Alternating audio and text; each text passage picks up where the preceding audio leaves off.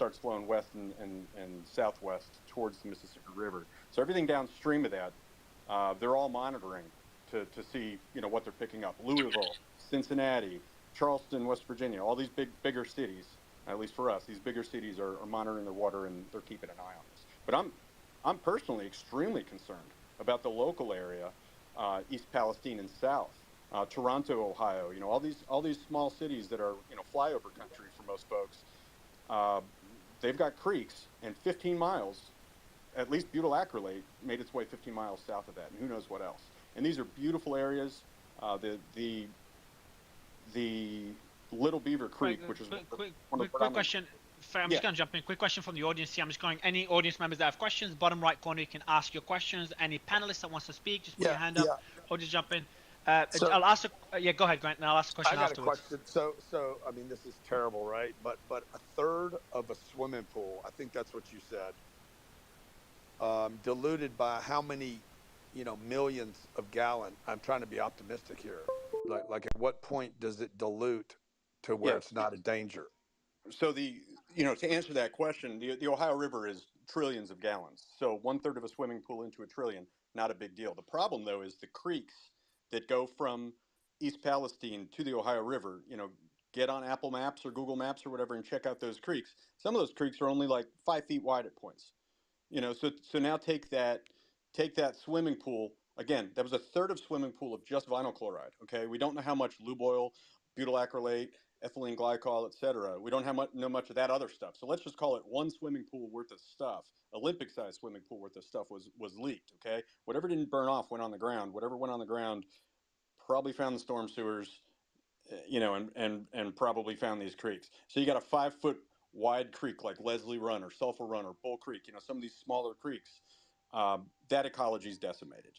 And at least in the short term. And are they seeing life affected along the creeks and along the river yet? I'm trying to get there later this week. Frankly, I'm busy. I've got a day job.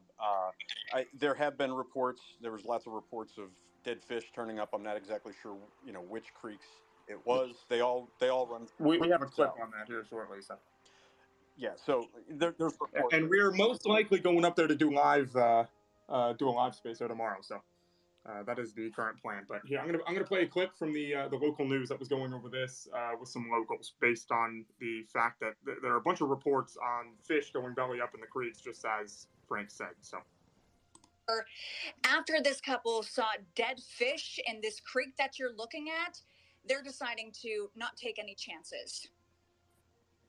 Oh, there was hundreds.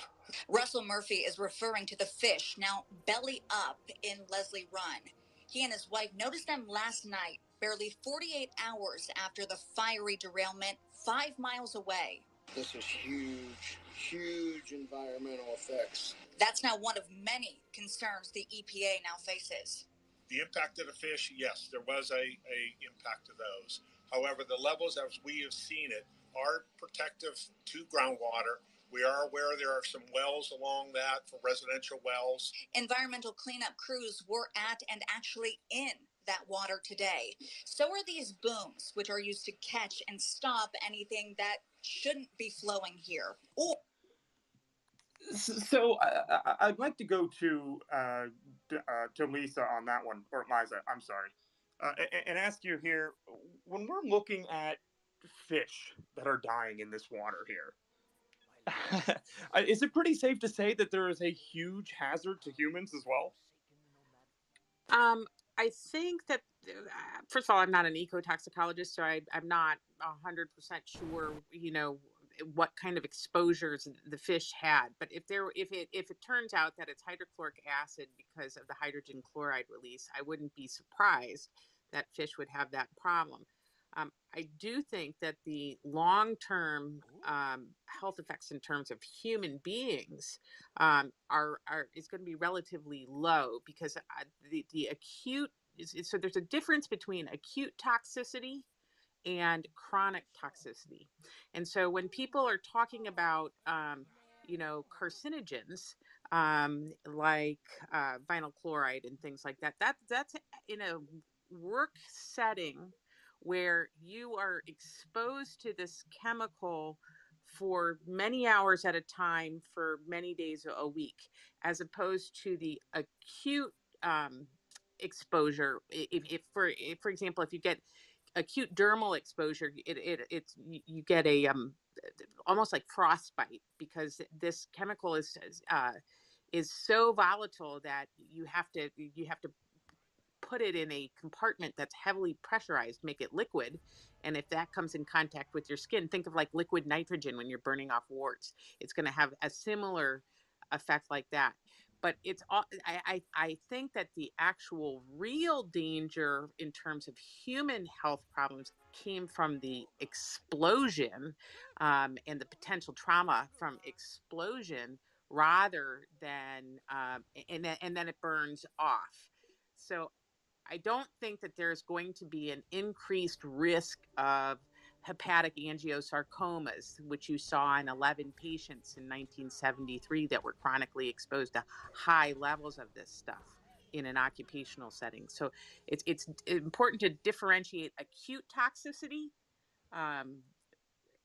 from chronic toxicity, and the potential of having a problem with an acute exposure versus a chronic exposure. So what you may be seeing with the fish, and once again, I'm not an ecotoxicologist, I'm not doing the measuring of the chemicals of the hydrochloric acid or whatever in the water. Hydrogen chloride gets converted to hydrochloric acid when it comes into contact with water.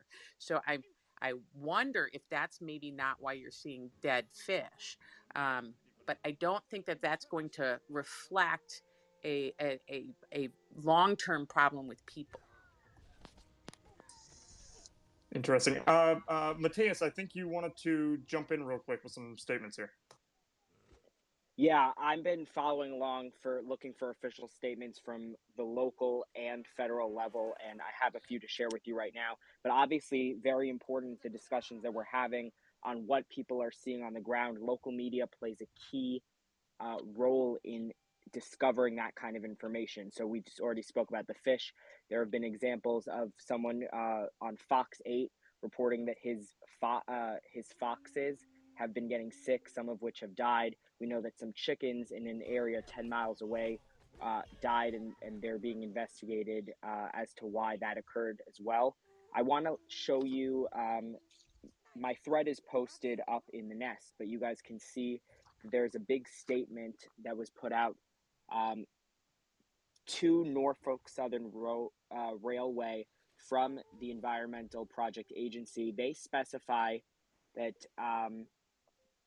they know that approximately 20 rail cars were carrying hazardous materials, and we discovered today that more hazardous materials than we originally knew about were found on board. Materials released during the incident were observed and detected in samples from several lakes. That's new information as well. But I want to read for you what we just heard from Secretary of Transportation Pete Buttigieg, because people have been calling out his silence. He just wrote on Twitter, "I continue to be concerned about the impacts of the February 3 train derailment near East Palestine, Ohio, and the effects on families in the 10 days since their lives were upended through no fault of their own." He continues to list the names of the boards and teams that he have sent down with the Department of Transportation to assist with the situation, and also linked the Environmental Protection Agency as a good source of information. We also just heard from PBS News a new exclusive interview with Ohio Governor Mike DeWine, who told PBS, quote, "We continue to monitor the air, we continue to monitor the water. They continue to tell us, the EPA continues to tell us that it is in fact safe." Now, there is some false information going through as well, which has been stirring up a lot of controversy on social media and bringing this story to a new light. We want to clarify a few things. Number one, there was an arrest made on a journalist, part of the News Nation programming, and excuse me, I just got some breaking. Okay, we'll bring you that in a few minutes, but I apologize for the interruption. That arrest was made due to a disruption during the governor's press conference on one of the days following the train incident, and there's no reason to believe that it was any sort of cover-up situation. There's also Yeah, there's reports on social media. that's actually a good point. Like, I just got another one here. Journalist Evan Lambert, is that who you're talking about? Was harassed and detained by the Ohio That is authorities who I'm talking about. when he was about to consult Correct. the governor about the serious situation of the derailed train that caused a chemical incident. So you're saying that this point here, it states that he was about to consult the governor. And I actually want to play a quick clip. No, he was giving a live. He was doing a live shot for News Nation when the governor took the stage, and a trooper came over to him and asked him to be quiet. Mateus, question. One thing, I'm waiting for the right time. Like a lot of reports, a lot of people concerned, and I'll go to James afterwards after asking you this question.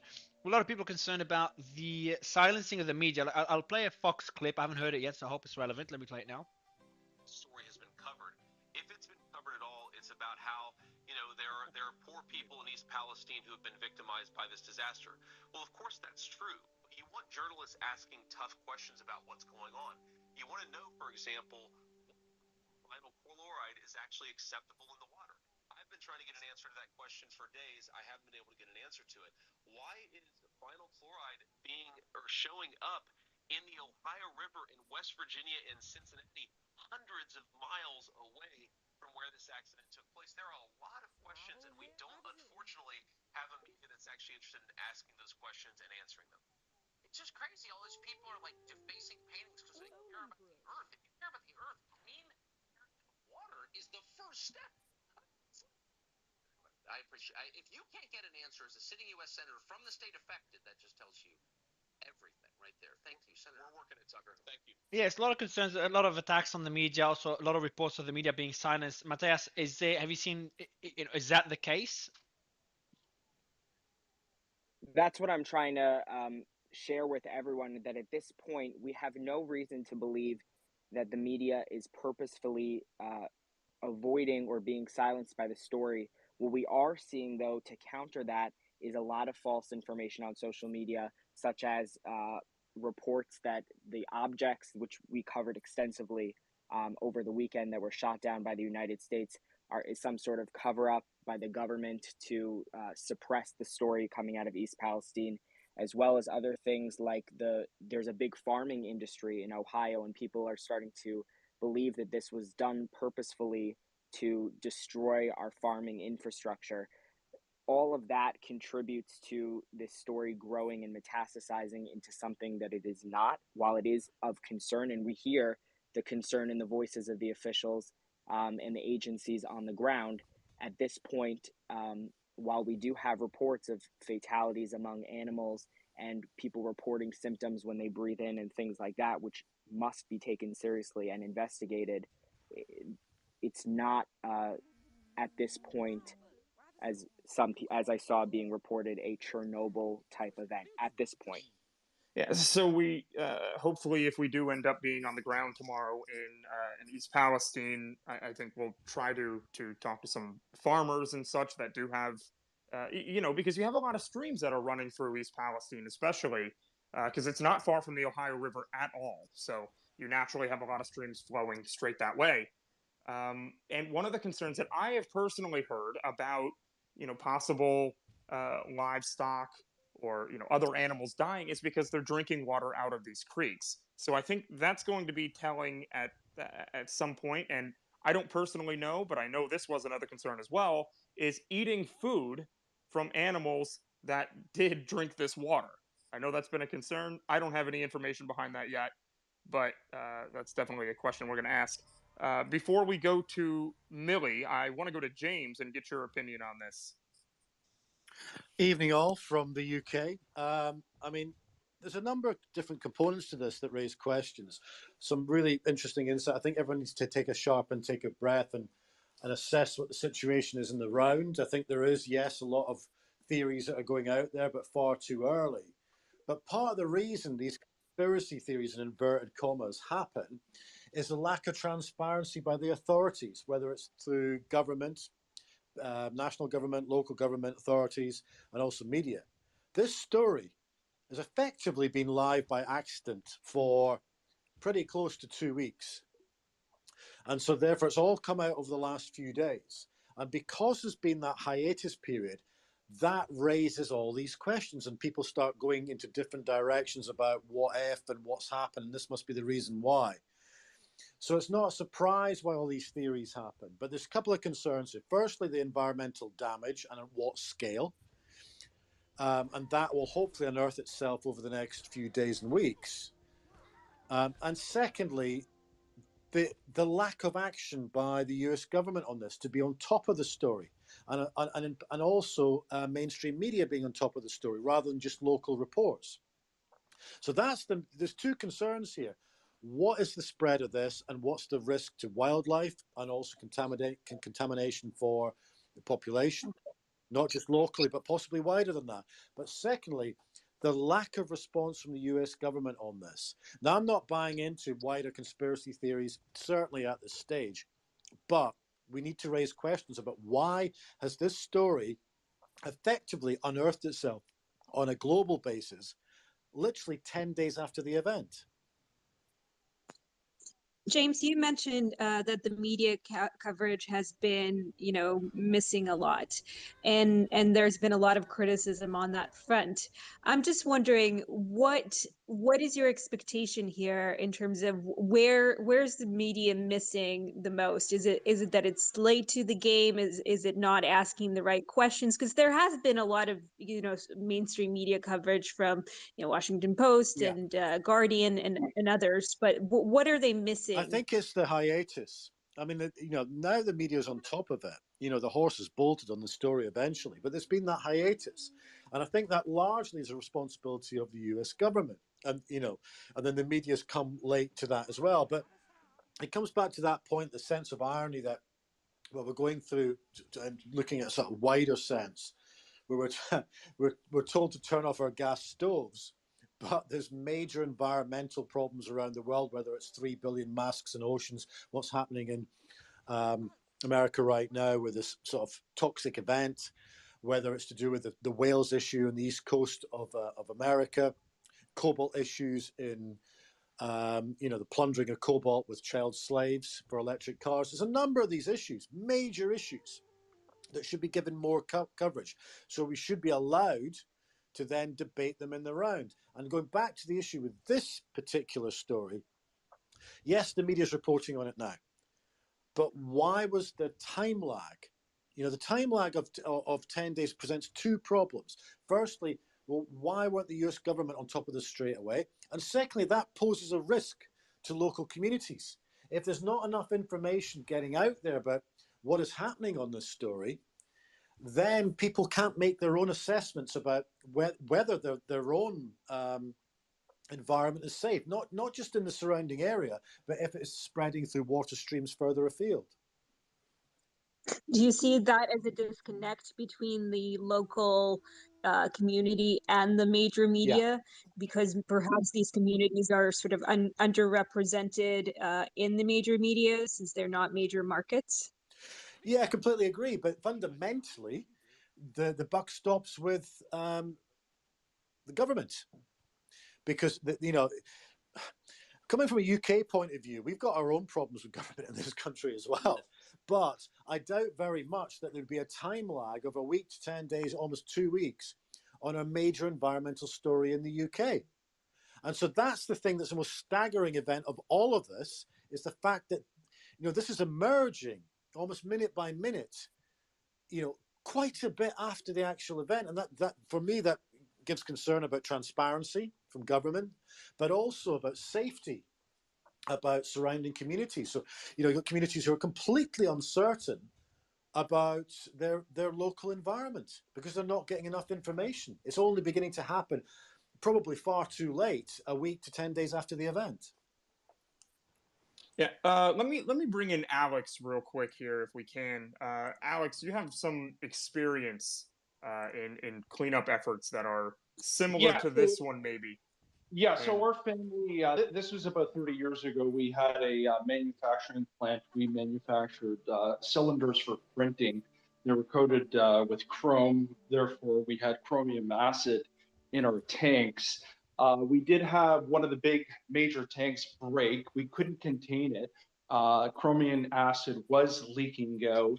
We made, there was no way to essentially stop it. So what we had to do was make an executive decision.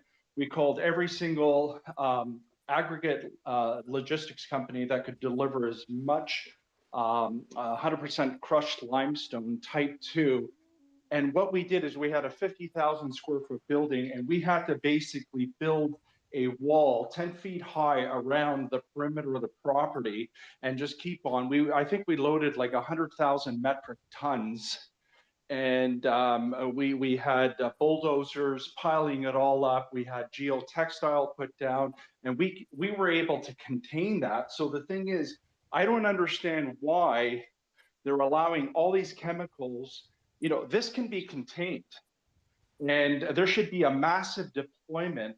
And, you know, you can go to all the local quarries, you bring in that 100% crushed limestone type 2, you surround it, first you excavate, you lay down geotextile, and you just keep on piling it around, and you build a perimeter and as high as you possibly can, and you prevent the environment from getting destroyed.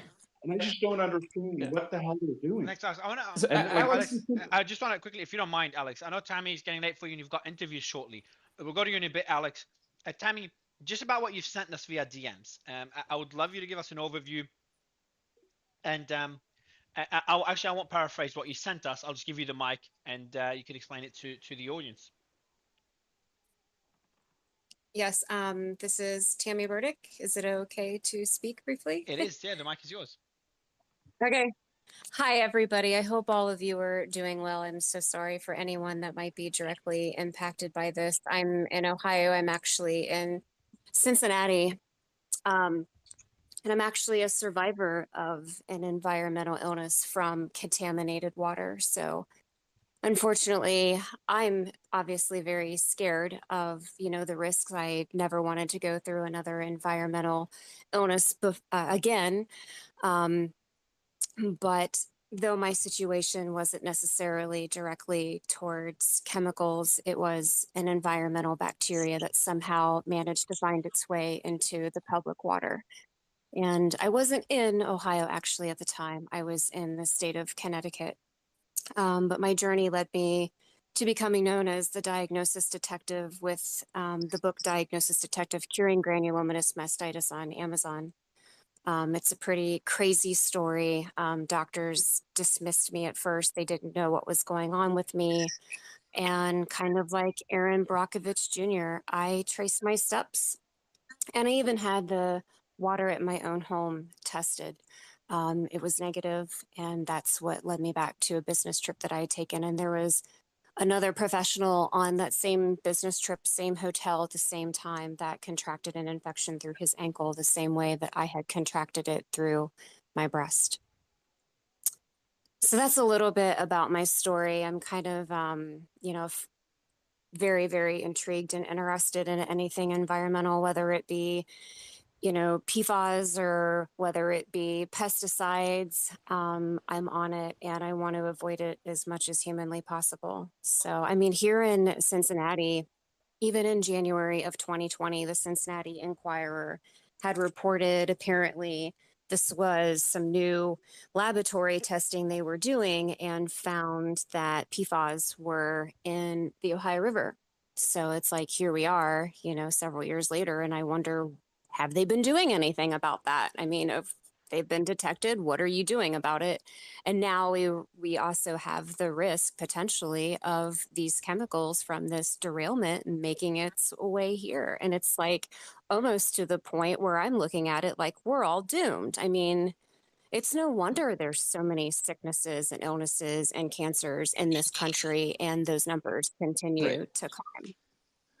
So, Tammy, you are in Cincinnati, Ohio, which is right downstream. We're not talking too far at all. And there've actually been reports already that, you know, this is coming straight down towards you, down the Ohio River. How long did it take for you to end up having having your diagnosis after you were exposed to this contaminated water? I mean, are we talking years and years? I was diagnosed with granulomatous mastitis, and then it was 7 months later before I found a gene sequencing pathology test that would identify this environmentally associated bacteria called Corynebacterium croppenstedti. And it has an origin of water, sewer, and soil. So with that information, I was there able to be like, okay, I haven't personally come in contact with soil. I'm not a teenage, ninja mutant turtle or whatever they are playing in the sewers. I'm like, the only other possibility here would be water. So where did I get it? I hadn't been in any oceans. I hadn't been in ponds or pools or spas or anything for months prior to my diagnosis, except I did go on that business trip. And obviously, I take a shower each and every single day, just about here in Cincinnati. And that test gave us that bacteria, which had me trace my steps. I had my water tested, and that's when we traced it back to Connecticut. So, Aaron, I do want you to jump in on that because you are a medical doctor. I just want to interrupt for a second before you move on to the next speaker. The breaking news story that I was tracking before has developed a little further, and I think it warrants alerting you guys on what we're dealing with. There are reports right now on Michigan State University campus of an active shooter situation near Berkey Hall on the East Lansing campus. We have scanner reports indicate that there have been multiple victims. We'll continue to keep you guys posted, but we're going to resume for now our reporting on the situation in East Palestine. Yeah, Matthias, let me ask you real quick. Do we know that if there are any fatalities yet? I'm not going to speculate. There are reports on Twitter via numerous sources that there may potentially be fatalities as a result of this incident, but numbers and figures I'm not going to speculate or go into at this point. Okay. Let's see here. Okay, well, Dr. Aaron dropped down, so I guess I'll jump over real quick. I'll bring him up for you. Okay, good. Millie, definitely, I want to get to the topic. Millie on trains. This is going to be very important here shortly, so I'm sorry to keep you waiting. Yeah, and by the way, Aaron is back up. If you want to go to Aaron or Millie first, up to you, Nick. Perfect. I'm going to go to Aaron first. Aaron, you've been listening to obviously one of the biggest concerns about this entire thing are the medical ramifications for having such a toxic substance lingering in the air, toxic water supplies and such.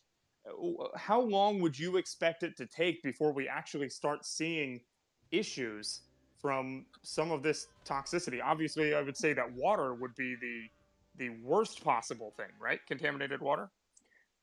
Yeah, Nick, if I could just comment on that a little bit. Probably what you would see if there's contaminated water is gradually developing chronic problems in a given population, probably a regional population. So if you have a tributary, if you have a particular stream that has a high concentration of a toxic chemical, you're going to get very micro doses of that toxic chemical in the water for a period of months to years. And this is where these things can be really difficult to establish causation, because you get a few cases in individuals who are especially vulnerable, either because of genetics or because of co-occurring medical conditions, and they develop a problem. And assuming that the problem is an unusual problem, that may raise a red flag. If there's a very, very rare form of cancer that crops up in a small town among 2 or 3 or 4 individuals, that may raise a red flag, and that may result in the kind of careful investigation that you need to establish some kind of environmental toxicity.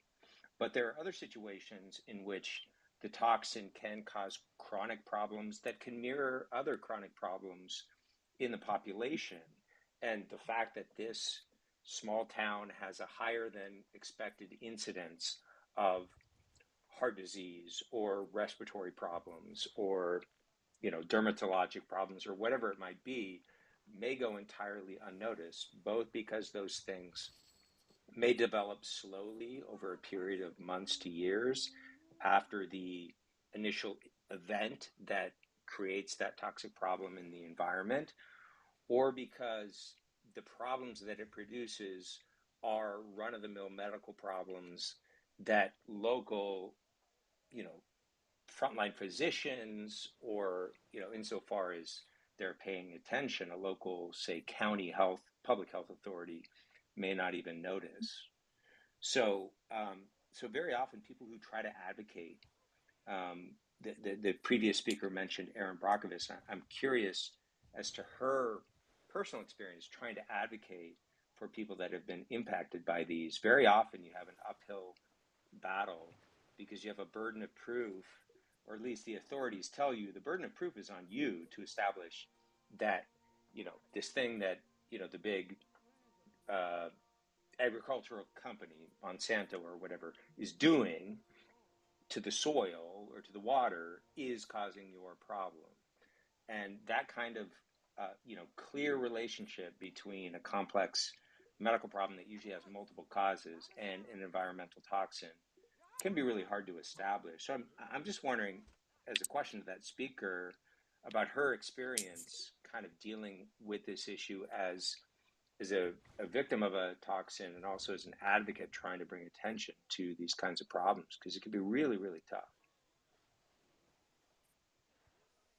Tammy? You're muted, Tammy. Yes. Yes.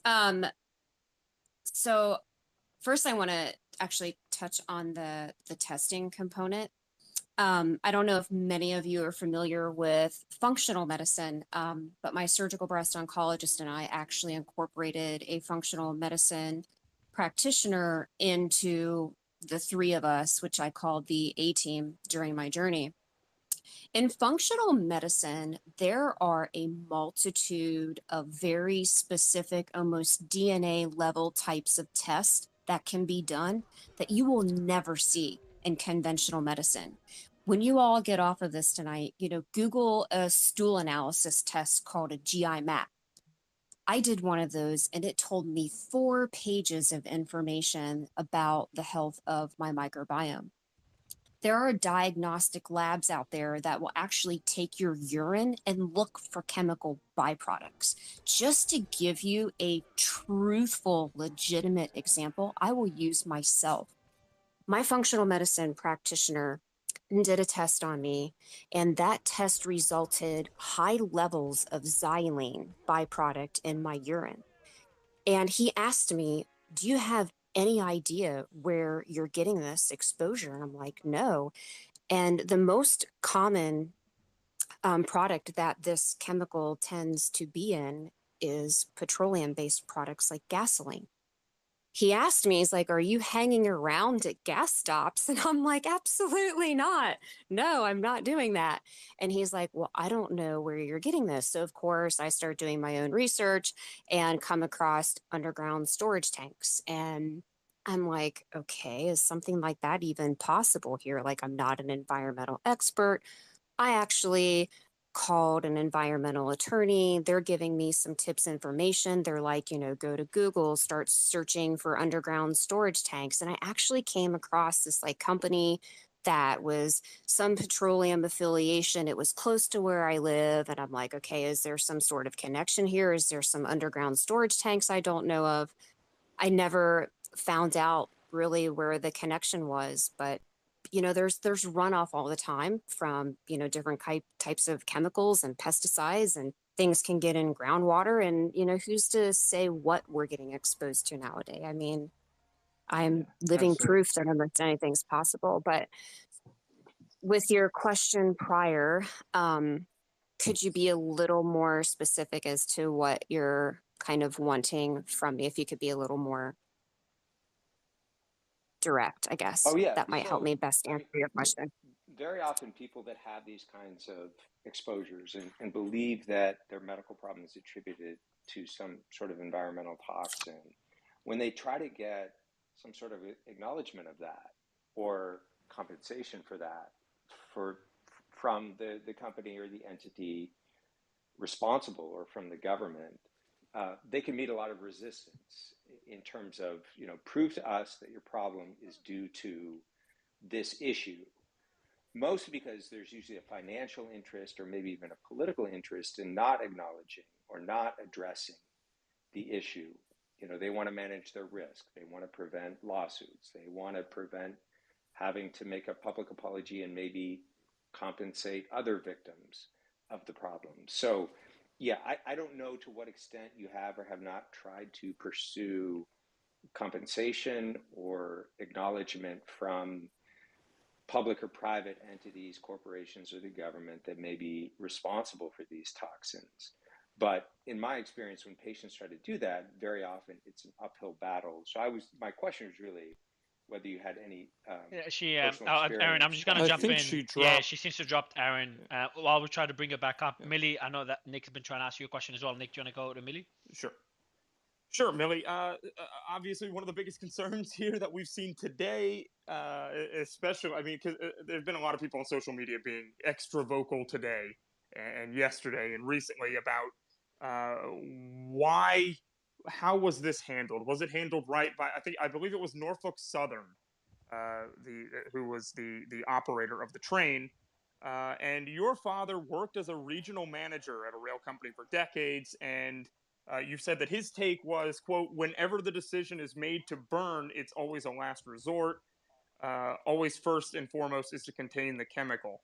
So your father, who was a regional manager at this rail company, how does he think that this should have been handled based on what we know so I've just far? got, before you answer, Millie, I've just got some updates from Rose Alerts, Millie, just quickly, sorry, and I'll give you the mic. Breaking news about the shooting. Here's what we know so far on the MSU shooting. Several 911 callers reported an active shooter at Berkeley Hall Academic Building.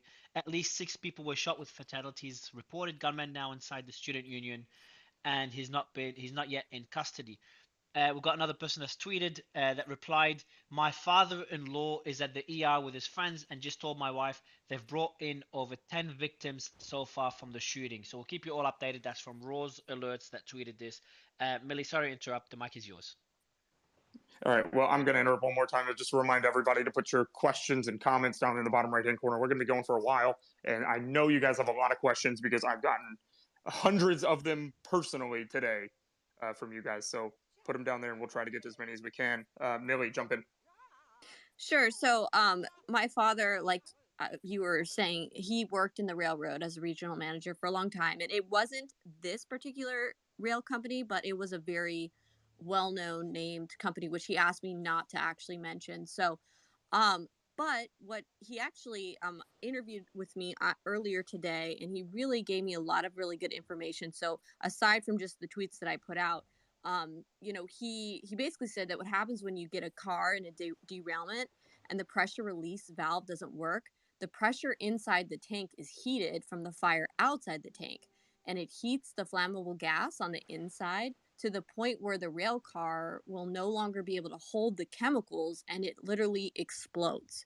And it creates a huge explosion, which actually flattens out square mile radius, and it can harm a lot of people. So that's most likely why you saw those evacuation orders coming out and trying to get people away from that area, because it could have actually exploded and caused a lot of death and damage. So that's actually what's called a BLEVE. So if you actually were to look up videos on the internet, like look it up on YouTube, you can actually see BLEVEs and see what could have possibly happened. And that's probably the worst thing or scenario that you can have if you have a flammable car with a failed safety release device. So if you have that, you either have to get rid of the pressure, which is what they did by doing like a controlled device to kind of puncture holes in it, or get rid of the flame. And it doesn't look like they were actually going to be able to put the flame down. So, Do you believe that one of the largest issues here was the fact? Another quote from your father, actually.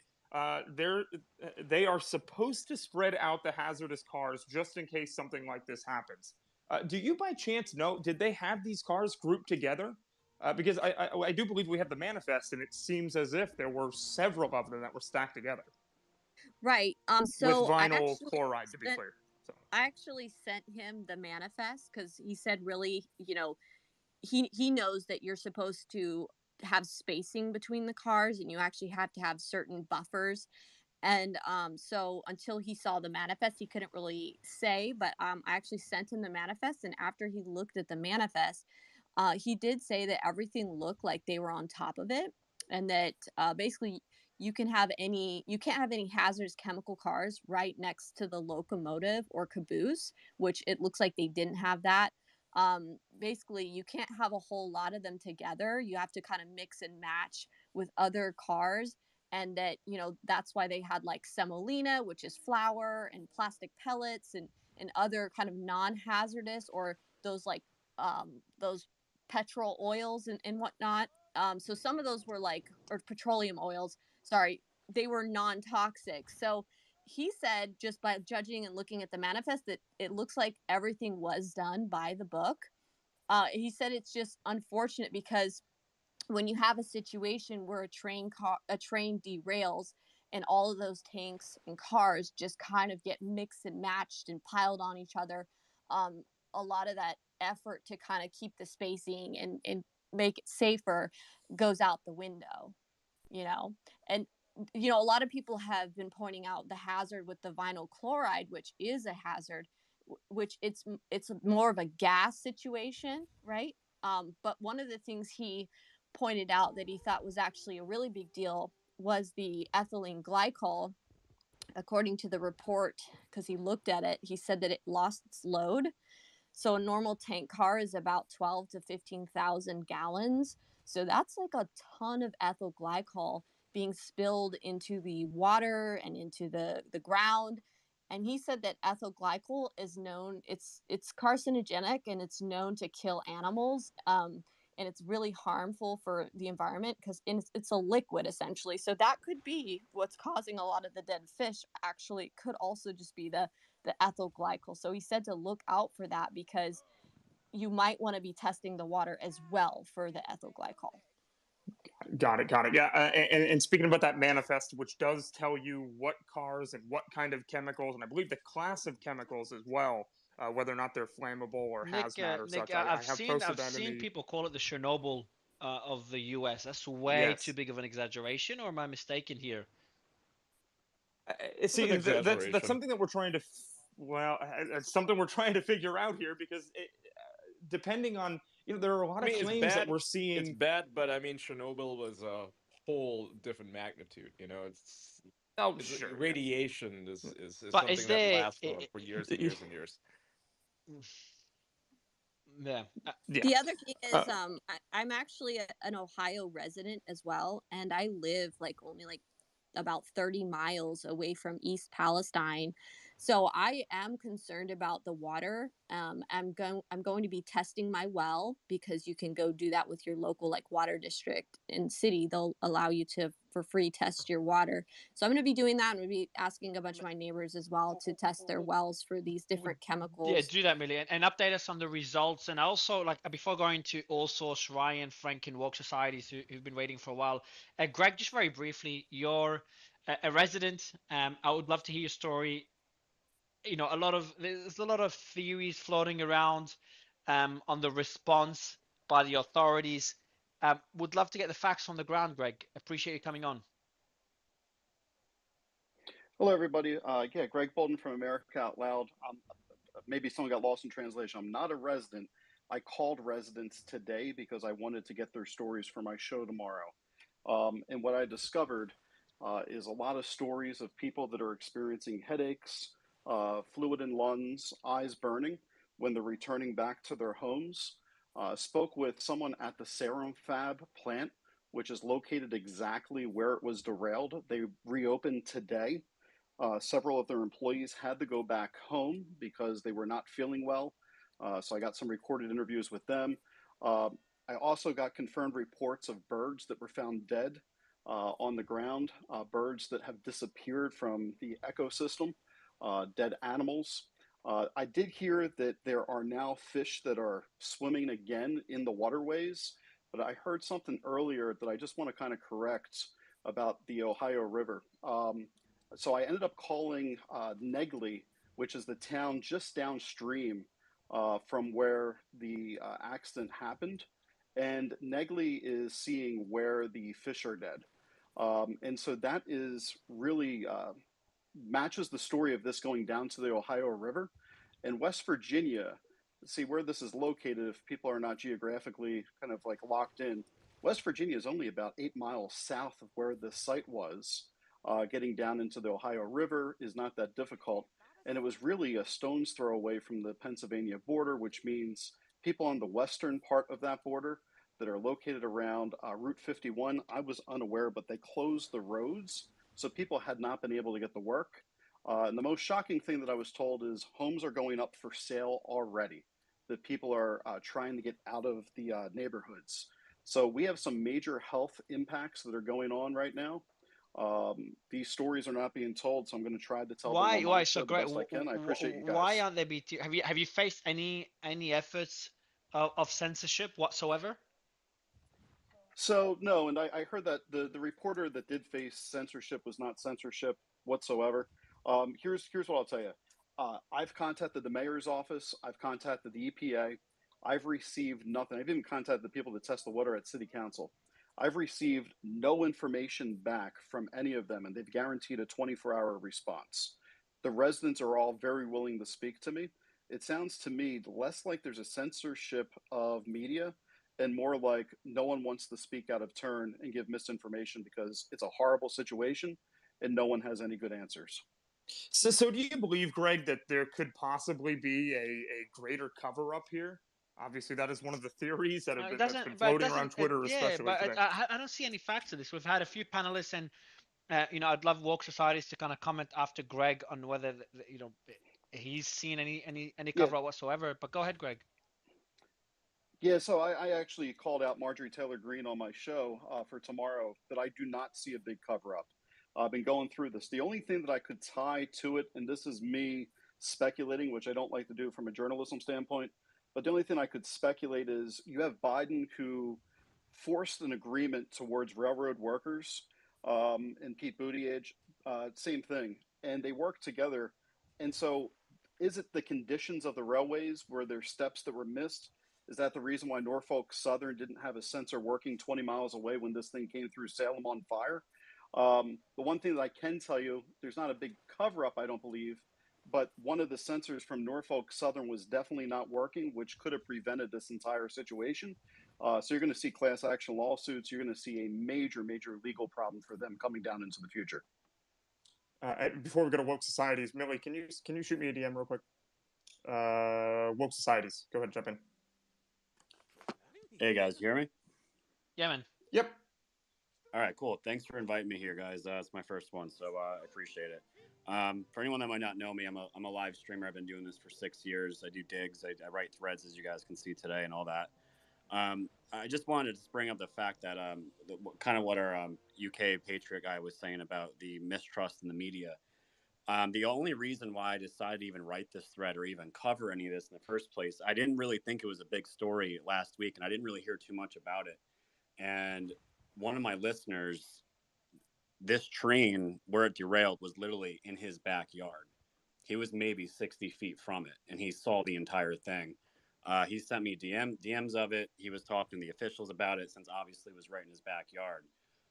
But I got countless DMs from people that live right in that town, and a lot of them, if they didn't hear too much from the media on it, and even people maybe 30, 40 miles away, they said the only reason they found out about this was through social media and threads and content creators. There wasn't really any kind of coverage of this at all. And it was days after the fact that they realized this. And some of them even found out just yesterday or today. And there are families that are concerned. They have, kids, all that. And, with the current situation that everything happened with COVID, the mistrust with media right now is at an all-time low. I don't think this is necessarily a cover-up, but the lack of transparency or the quickness of a response. And I don't think you're going to have a good response in any kind of situation like this, but it seemed to be that no one wanted to give any kind of answer, and that kind of spurs on people thinking, is there anything else really happening here? So I was notified of this. I wasn't even going to report about this. I had people asking me to dig into this because they were they weren't getting answers from anyone. And these are people that live in and around these places. And to me, that was very concerning to me. And I got people telling me they have rashes now. They're having breathing problems. Their eyes are burning, kind of what the last speaker was just saying. It lines up with what he was saying as well. And, you know, the dead animals, I've gotten pictures of all that. All that's happening. And my biggest problem with all this is that the EPA, from what I've researched, they gave a response and said that these creeks weren't affected. The water wasn't affected. And as far as I know, the original tests were only given for air and not ground and water. And then these residents were given the okay to come back. And then their answer changed as far as what other chemicals besides that vinyl chloride. And they were given all kinds of different answers after that. So the mistrust, from what I understand from the people that are actually on the ground that live there, is at an all-time high. And I know someone said, you know, there's a bunch of conspiracies going around about that guy that got arrested, the journalist. I've watched the full body cam footage. I watched every angle of that. From what I understand and from people that were there, that the governor was not speaking. And that journalist got taken out for, I don't know what reason. I don't know. But as far as, you know, them saying he was interrupting anything, there was no interruption from anything that I could see and from people that were there that I know. So I don't know that, and this is also this is kind of throwing fuel in the fire. Yeah. So Frank, do you know anything more about that, about this journalist that was arrested and why? Two things. First, to the journalist, you know, I watched the governor's press conference in real time, and you know, during his speech, you could tell there was some commotion in the back. You could tell his attention was distracted while he was looking at the camera, and then you know later. It came out that a reporter was actually arrested. Later in the press conference, it actually came out that a reporter was arrested, and they asked the governor about it. He said he was unaware why, and then he actually, I believe he invited that reporter to do a one-on-one exclusive interview with the governor. So, you know, I don't think there's any cover-up from that standpoint. I've had my hand raised for a while because I just have two final points, and one of them goes to Woke Society's comments a second ago. Water quality and the EPA and cover-ups. Again, I don't think there's a cover-up, but I have a major problem with the fact that the EPA's reports of surface water quality tests, the last report that's issued on their website, and I've got all the links in my timeline I can share. The last reports are from February 4th. That was before they blew the train in a controlled demolition, okay? That was a day after it crashed. That's the water quality report that they have published on their website right now. That's it. That's all the data we have. So you're talking 9 days later, they haven't provided a single update. Now, if you look at the air quality, they had air quality before the controlled, they had air quality during the controlled demolition, they had air quality after, okay? And you could see a spike in pollution temporarily, and then it decreased back to normal levels. Everything's okay from an air standpoint. Why the heck, and I would encourage everybody, put all the pressure on it that you can, why the heck hasn't the EPA in 9 days updated the water quality reports? And then my last final closing comment, because I got to go, indemnification. Anybody that's from this area, and again, I tweeted this, I want to shout out to Cernovich because he retweeted this. Anyone that's in this area, if you're getting financially compensated or reimbursed for being displaced, if you're getting reimbursed from Norfolk Southern, do not sign any release. Do not sign or cash a check that has a memo line that says, by cashing this check, I am, you know, waiving all rights, future rights to sue. There's a lot of concerns out there. There's a lot of carcinogens in the area. Last thing I want anybody to do is give up their future rights and indemnify these people who allowed this, you know, tragedy to happen in their backyard. So again, put pressure on the EPA. We need updates. The last update they've provided is from February 4th, 9 days ago, going on 10 tomorrow. Okay. And do not waive your rights. That's all I got. Thank you. I appreciate it, Frank. Dinesh, I want to go to you, Dr. Dinesh, before going to AllSource. From what you've heard so far, I know you've been keeping track of the situation. How serious is this? And you know, is it more serious than they're making it out to be? Is there some sort of cover up, or are we over exaggerating? Dr. Dinesh, can you hear me? You're muted. I'll DM him to unmute. AllSource, you there? Yes, I'm here. Yeah, mic is yours, man, while I DM Dr. Dinesh. Yeah, so no, I think about the media, I think one of the things that we kind of forget when we're discussing about this, right? Because when this first incident happened, I remember it kind of blew up on Twitter because the governor of Ohio, DeWine, he did institute a mandatory evacuation. But what happened was, and I think we're all kind of guilty of this, is that all our intention and focus went to the Chinese spy balloon incident because it happened concurrently. And so from a national media all the way down, that became the main focus. And I think this is an issue of attention span, right? Or what is the priority? And I think there's a legitimate criticism saying, okay, what is a greater threat? Do we have people in Ohio that are, hundreds, if not thousands of people that be severely affected because of health, economic reasons, mandatory evacuations, et cetera, over to the spy balloon? But I think we all have to kind of do some self-criticism, because I think we are all kind of guilty of this, is that once the spy balloon incident kind of broke, any other story, especially domestically, about it kind of just took a second step, but went way down in the priority list, and everything went there because before the Chinese spy balloon incident happened and became public knowledge, there was a lot of reporting on this, but what it was centered on was the mandatory evacuation, right? Because of the health concerns that were affected, and then also because of the controlled demolition or the concern of the explosion, the damage it can do to the local population in the area there. But then again, all the oxygen that we have kind of got sucked away from this. I do agree with Frank. I think there should be a lot more on the EPA. There has been some statements from a lot of consistent statements, at least from the local level, and then a lot of the EPA obviously is going to be slow in their response. Into Shizo, I know he's here, and I think he's trying to come up to speaker as well. He DM'd me about this. Is that the EPA has to wait until the area is secure and safe before they can do a lot of safe testing. But now that there's been a controlled demolition, why hasn't the EPA done a lot of these studies? And I think it's a legitimate question to ask this to make sure that the people in the area are taken care of. Mic is not working. Okay, I'm back. Dr. Danish, is your mic working yet before I go to Intel Schizo? Okay, still having issues. Matthias, what's the update? Yeah, I just wanted to let you guys know that we've heard from Michigan Governor Gretchen Whitmer. She just posted a few minutes ago that she's been briefed on the situation on MSU campus. The Michigan State Police, along with MSU Police, local law enforcement, and first responders are on the ground. We're also seeing reports from the police. This is a verified source, but again, during these confusing times, we can't verify independent reports. So the police there are reporting a second shooting at a second location.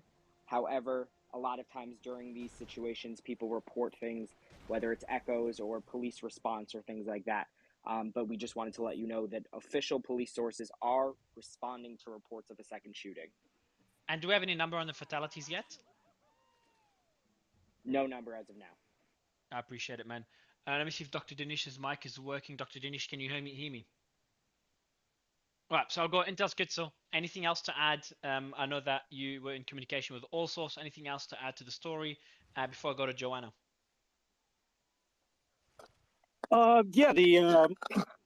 In terms of the response, I think it was James. If it wasn't James that asked the question, apologies. So the earlier question about like the response and the lack of communication.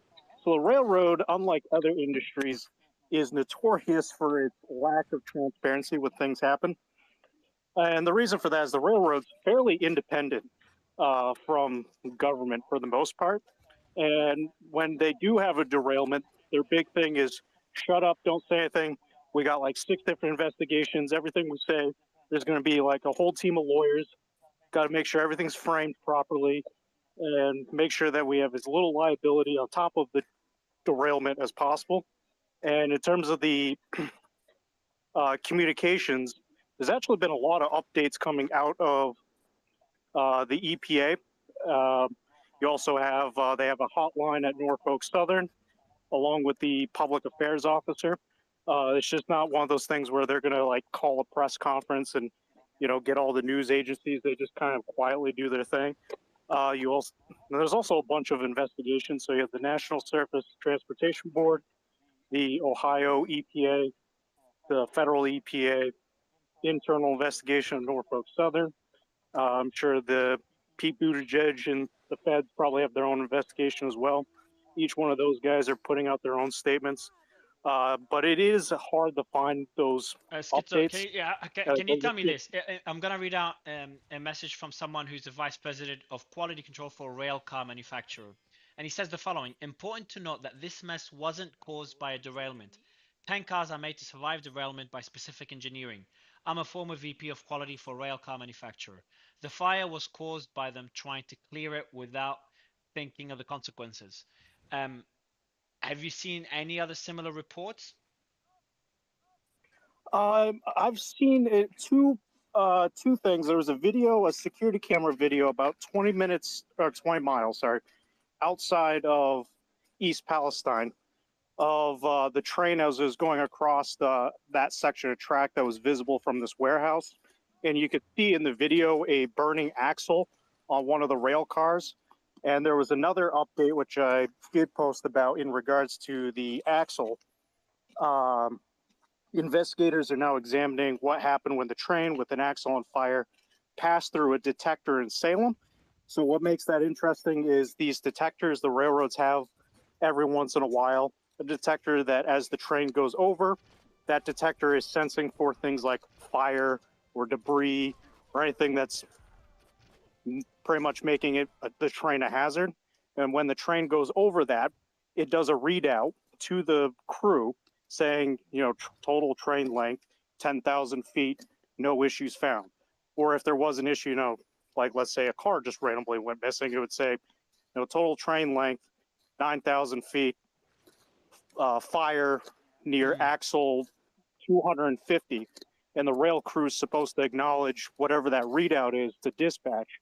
So something I haven't seen that would definitely be a good question to ask, perhaps the Norfolk Southern or the feds, is where's that dispatch audio log? Because it leads to two things. I just want to jump in quickly to Ryan, and before we go to Liza, Joanna, and Dr. Danish, just for kind of a final summary on the health impact of this and the repercussions over the next few weeks. Because I think this is for me the most important story. Then what caused it? Is there censorship? Is there something behind? Is there something nefarious?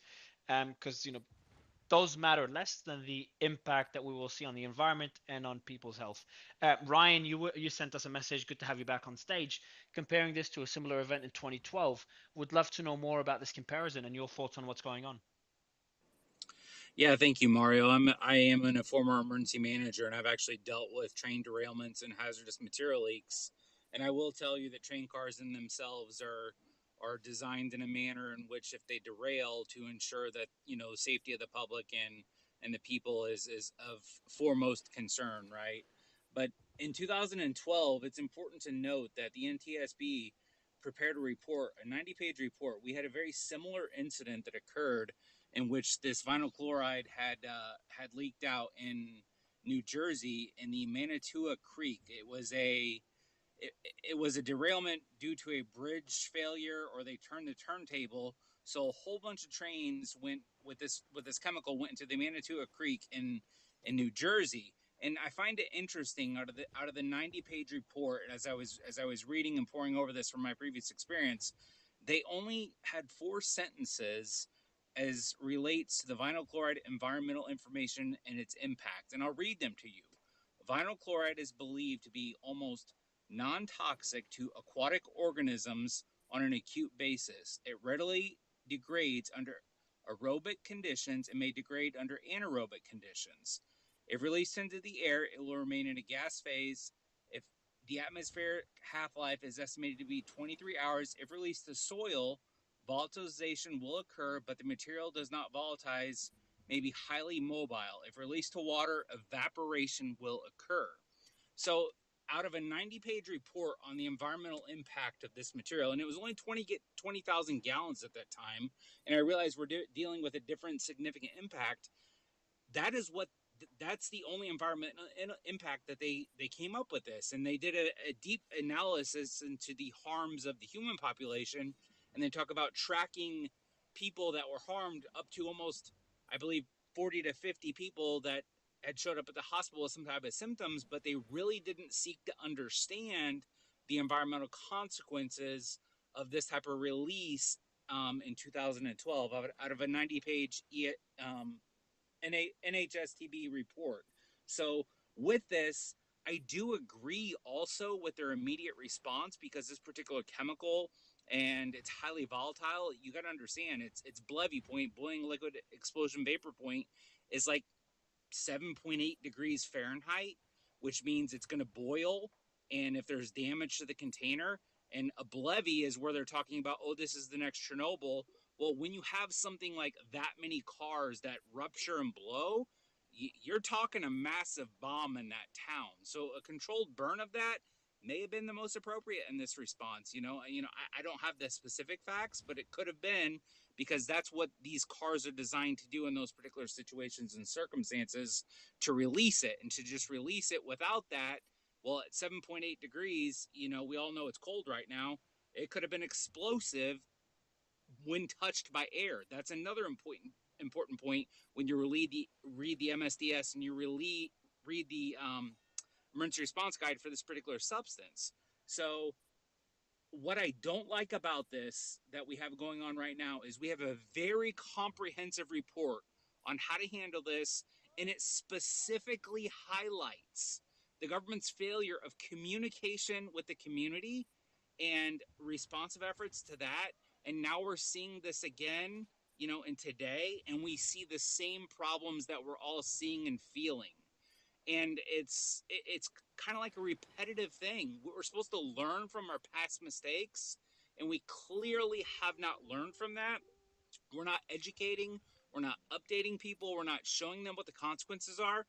That's the point of after action reviews. That's the point of these reports. And Obama was president then, and this was his departments at the time. And guess what? Joe Biden was vice president. And here we now have a federal government that isn't responding again to a situation that was a significant impact to a major metropolitan populous area. And it's silence, and they're not responding appropriately, and they're not giving the public the tools that they need to make informed decisions themselves. That's what's most important at this point in the game. Maybe it's not toxic. I don't know, but they clearly didn't study it in 2012. I'll post, and I think I sent you the link, Mario. I think everybody should take an opportunity to read this and do a deep dive and analysis to what we've already learned. Dinesh, I think it's a perfect time to go to you now, Dr. Dinesh. Yeah. On what you've heard from you, go ahead. I can give a little bit of context. And sorry, I had to step away earlier, but as it may have already been mentioned, being that vinyl chloride, which I know that is not the only chemical involved, but it is a chemical of note. Being that it is a halogenated hydrocarbon and that it is heavier than air, number one, we know that not only is inhalation the primary exposure route, but that children are actually more vulnerable. So you were asking about the health impact. I think we're going to have to keep an eye on that specifically, which is that children are actually more vulnerable since they're closer to the ground. Additionally, we also know that in the acute period, which is what we are in right now, central nervous system and respiratory issues are much more common as a short-term impact. I know people have mentioned about the carcinogenic impact, and I'll give my actual thoughts outside of just like the medical side of things. But the thing that actually people aren't talking about, maybe you guys did bring it up, is that it also not predisposes, but increases prevalence of arrhythmias. And maybe Lisa or other Mike can speak a little bit more about that. And the challenge, the thing that is unreal, that I think when we talk about failure of the public health infrastructure, this one part is absolutely insane to me, which is, and that's what I kind of reached out to the team about, which is evacuation of a 1 mile radius or even a 2 mile radius is absolutely unheard of. So, I've spoken to several contacts, and everybody is sort of up in arms saying, what is going on over here? Why are we only evacuating such a small radius, considering it was close to the Ohio River Basin? I mean, it's why unreal. Do you think, Doctor, why do you think that is? Because we've had two other panelists mention the same thing earlier in the space. I think ultimately they're trying to, this is an opinion, no evidence behind it, but I think this is a failure of the public health infrastructure and the politicization of that infrastructure from a government that is heavily lobbied by Norfolk Southern. I mean, it's pretty well established, and I think that this is where we But then lose why, again. but Dinesh, Dr. Dinesh, why would Norfolk not want to avoid a worse outcome, health impact? So, Like that's completely fair. if it's just a 1 mile radius, more people will be impacted, and long term they'll be Because the most common side effect of this could be completely swept under the rug. If you end up, if you end up living there and you get cancer 15 years later, it's really hard for anyone to prove that it was actually related to that Sentinel event. And I think that is what makes this the worst, because we know that the incidence of acute toxicity is actually very low, even at these. I know that 1 part per million is about, at least from what I studied, 1 part per million. I looked at this up today, that it can be hazardous at 1 part per million. But in terms of acute toxicity, you need to have a significant exposure. Whereas for the carcinogenic toxicity, you don't have to have as much of an exposure. And so, how do you link causality to something that occurred 20 years ago? That Americans get cancer all the time. And obviously this leads to specific very rare cancers, but still I think it would be hard pressed for anybody to be able to tie it directly. And Norfolk Southern knows that these poor people, which, by the way, this exact community, if you guys Google it, you will see that this exact community is one of the most hardest hit by the opioid crisis. This exact community has been hurt by corporate America left and right. And so I'm just telling you guys that one thing that is absolutely unreal about this is that this evacuation and return is completely outside of the bounds of normal public health. Think about how much we thought about everything associated with the pandemic, and then look at this response. Doctor, just for the audience, Dr. Dinesh, I just real quick here, they're getting that 1 mile evacuation radius from the emergency response guidebook that's published, and it specifically states a fire, tank, rail car is involved. A 1 mile in all distances should be the evacuation radius. So they're literally pulling that from the ERG and not making an informed decision based upon the quantities and the number of cars there. I know it's a flawed decision making, but you have people making decisions without actually taking the context. Ryan, why you're saying it's more ignorance? You're saying, Ryan, it's more ignorance, more stupidity rather than intention. No, it's actually CYA. I think what Ryan is saying is more they're covering their butt because they have a document that is allowing them to do so. What I'm saying is I really do think that they don't want this to be a bigger story than it is. And so if they evacuated people for an extended period of time, this would become, again, there's a true belief that I have. And you guys have known me for some time, Mario. I was going to say that. Dr. Dinesh, I was about to say that before Ryan jumped in. I was going to say, for the audience, Dr. Dinesh is always on stage, and he's usually pushing back against constantly and getting hate for it, pushing back against theories or what some would call conspiracy theories or anything that's not proven by fact. So I'm a bit surprised you've come in with this sentiment, Doctor. It's a track record. So Mario. can I weigh in? Can I weigh in as an emergency physician who has done a lot of EMS and a medical toxicologist that knows a little bit about, or a fair amount about, exposures.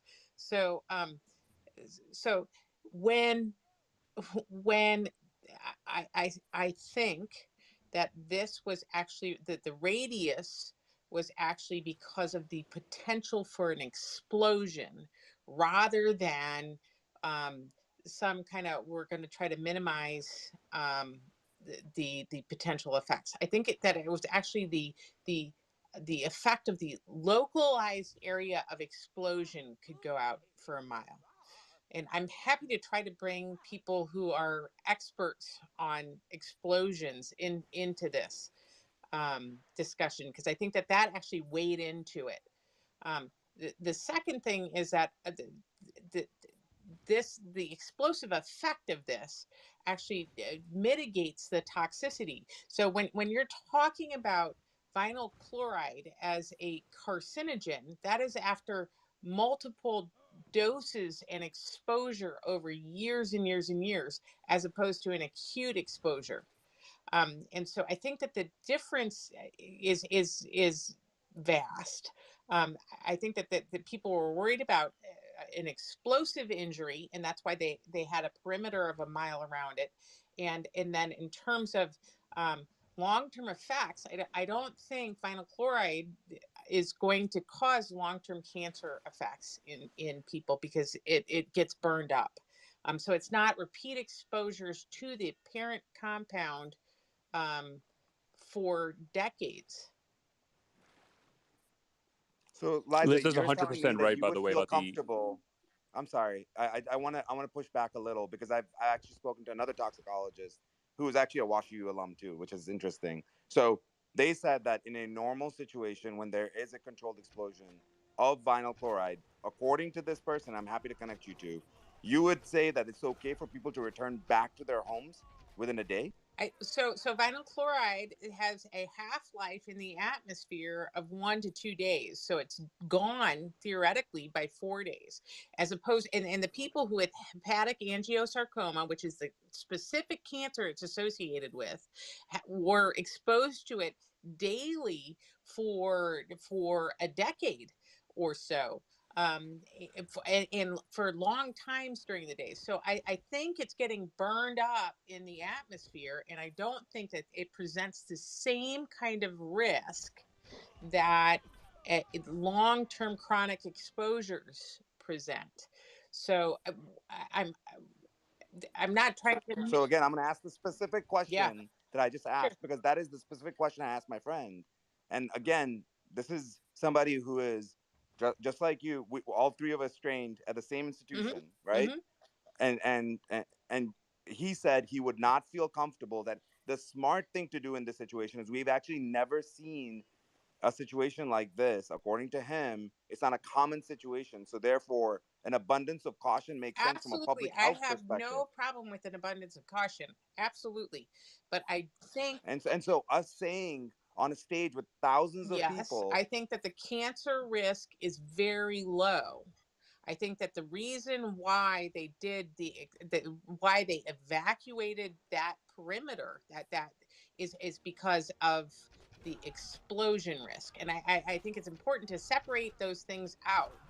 Um, and we probably I may have possibly trained the person that you talked to since I started the toxicology program at WashU, but long and short is I think that you see cancer in a very specific kind of cancer, hepatic angiosarcoma, in people who have long-term exposures to this chemical. And what I think we saw here is a very short-term exposure, and it not only did it volatilize, but it got burned up. So What about the byproducts of this? so the Hydrochloric yeah, acid. so the byproducts of this, so there are a couple of byproducts. So there's hydrogen chloride. When it comes into contact with water, it turns into hydrochloric acid. So I think that you can see some short-term effects of hydrochloric acid that cause burning in people's eyes and can cause respiratory problems and things like that. You also have carbon dioxide, which all the people who are involved in climate get worried about that. You have a short-term increase in carbon monoxide, which can cause problems with people. And then but that won't be a long-term problem as well. And then there's a very small amount turns into phosgene. And phosgene was a World War I gas that was used that was problematic. I don't think you're seeing enough phosgene and that you're going to have long term. If people were exposed to a high enough level of phosgene around this explosion, you would have seen overwhelming numbers of people going to the hospital 24 hours after the explosion with respiratory complaints. And not just respiratory complaints, they would have significant respiratory failure. So I would love to see the data that's coming from hospitals around this, because that's what people would have if they had a significant phosgene exposure. Yeah, so I do want to get Dr. Joanna in here. Sure. Have you heard the reports to? Was that okay? Yeah, that was you. Yeah, I want to let you give your overall opinion, but I also want to ask you a question that maybe you can tack onto the end here. we've heard a lot of reports today, especially about people, having headaches and sicknesses and such. And I believe there Yeah. were several publications that reported that. So I want your opinion So on I that, but think I also want your opinion on the whole situation. Sure. Yeah, no. So just kind of taking a step back and reframing some of the things that Dr. Liza and Dr. Dinesh both mentioned. I think both people actually brought up some really great points. I think that thinking first about the explosion itself and the physical risk and then the chemical acute and chronic risks is really important to consider. And I myself, just for your audience, I'm a physician, and I had the opportunity to speak with actually a chemist who works for the military right now, and I also spoke with an engineer who works in water mechanics and dynamics, which was kind of fun and interesting. But first, one thing that was brought up was what we need to decipher is what was in the cars themselves. And everybody's talking about vinyl chloride. It's the biggest concern. This risk because of its flammability. That it may produce hydrochloric acid and phosgene, of course. And I think that as far as the acute response goes, absolutely. These byproducts can lead to breathing problems, can cause shortness of breath, are corrosive, can cause necrosis of bronchial epithelium. And Dr. Liza is 100% on the money. Absolutely. People would be, showing up to the hospital in droves in response to these byproducts specifically. But there were other chemicals that also really are worth talking about, and those are acrylates. So in particular, 2-ethylhexyl acrylate, which also has a toxic exposure limit. Something that nobody's really even mentioned yet. There were others, isobutylene, which causes dizziness and drowsiness. These are things that are kind of at the top of my mind as far as kind of not just the acute response, but also thinking downstream for chronic exposure to these things, which may be carcinogenic. So I have listened into a couple of spaces, including this one. And one thing I have not come across, although in my reading it was suggested, they are saying that people may be able to come back to East Palestine now. But I don't know what they're recommending regarding drinking and the water. And that was another, as I mentioned, interesting conversation, because everybody's talking about the Ohio River, but we need to keep in mind that there are water treatment plants and settling tanks and evaporation tanks just for these reasons. So they're really going to be doubling down, and they can actually isolate out the Ohio River if they so choose to. But thinking about aquifers and thinking about seeping that actually happens just regionally, I think that that's going to be a long-term problem. And one of your guests really eloquently brought up the fact that the EPA has not reported on this in something like 10 days. So I think that's the most relevant concern at this point in my mind, just the water. But going a step beyond that, though, yeah, go ahead. Sure. No. Go ahead, Jane. No, just to finish, just to kind of wrap up with that second part of your question, people are smelling it in the air, and that's the acrylates. That has an odor, and sometimes it smells really bad, and sometimes it's pretty sweet, actually. But they're smelling that. But smelling it does not necessarily mean that you are you're at a toxic exposure threshold.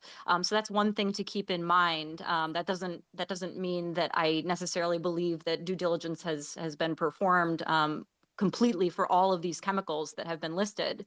I would need more information. But I'm not surprised if people, are reporting dizziness, drowsiness, some of those things that were mentioned.